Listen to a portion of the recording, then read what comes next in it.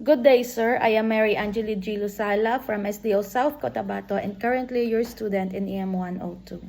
Today, I will be presenting a statistical critique and report on the research titled Impact of Public Teacher Qualifications and Teaching Experience on Students' Academic Performance and Satisfaction.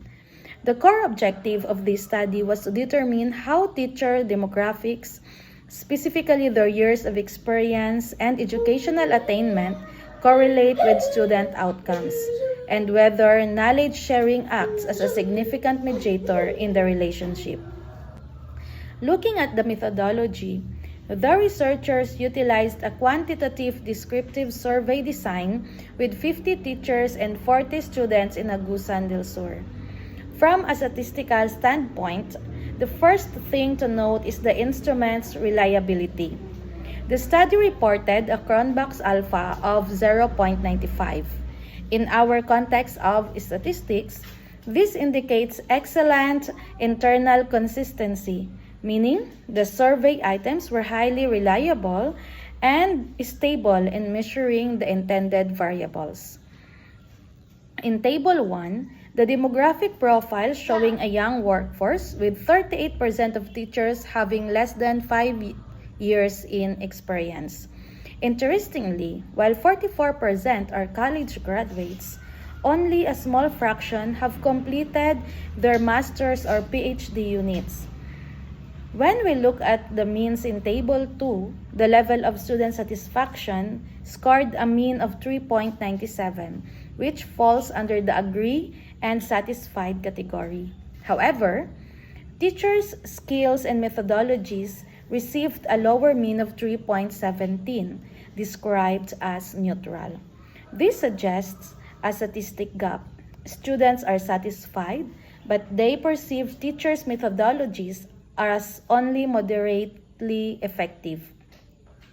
The meat of the analysis lies in the linear regression results.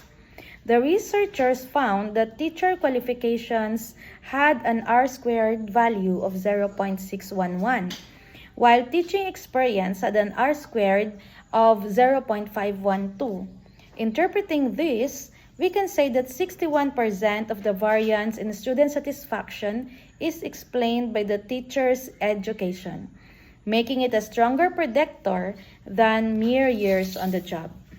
Furthermore, the study employed multiple moderation regression. In Model 3, when knowledge sharing and effective skills were included, the R-squared increased to 0.711. This tells us that the interaction between what a teacher knows or its qualifications and how they share it, the knowledge culture of the school, accounts for 71% of the impact on students. The p-values were consistently below 0.000, confirming that these results are statistically significant and not due to chance. To critique the study's suitability, the use of MMR, or the multiple moderation regression, was highly appropriate for identifying mediating factors. However, as a student of EM 102, I would point out that the student sample size of 40 is slightly small relative to the teacher population of 50. For a more robust inference,